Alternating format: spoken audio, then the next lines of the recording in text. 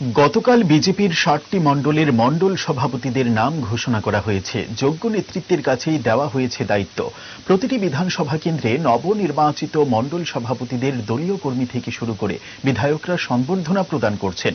বাধারঘাট মণ্ডল সভাপতি নির্বাচিত হয়েছেন প্রয়াত বিধায়ক দিলীপ সরকারের ছায়াসঙ্গী হিসেবে পরিচিত মনীষ দেব, যিনি সংগঠনকে আরও মজবুত করতে কাজ করে চলেছেন। তার মণ্ডল সভাপতি হিসেবে নিযুক্তি নিয়ে বিধায়িকা মীনা রানী সরকার বলেন, মনীষ এই এলাকার দীর্ঘদিনের কর্মী। প্রয়াত বিধায়ক দিলীপ সরকারের সময় থেকে সংগঠনের কাজ করে চলছেন।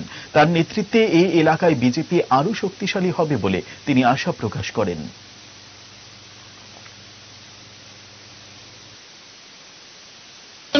নতুন মণ্ডল সভাপতি যিনি হয়েছেন মনীষ দেব, আমার দাদা যখন প্রথম রাজনীতির মধ্যে এসেছেন তখন ওর বোধহয় জন্ম হয়নি। তারপর থেকে যখন একটু বড় হয়েছে সে দাদার সঙ্গে সঙ্গে সব সময় ছিল, পার্টির জন্য সবসময় সে উৎপত্তিভাবে জড়িত ছিল।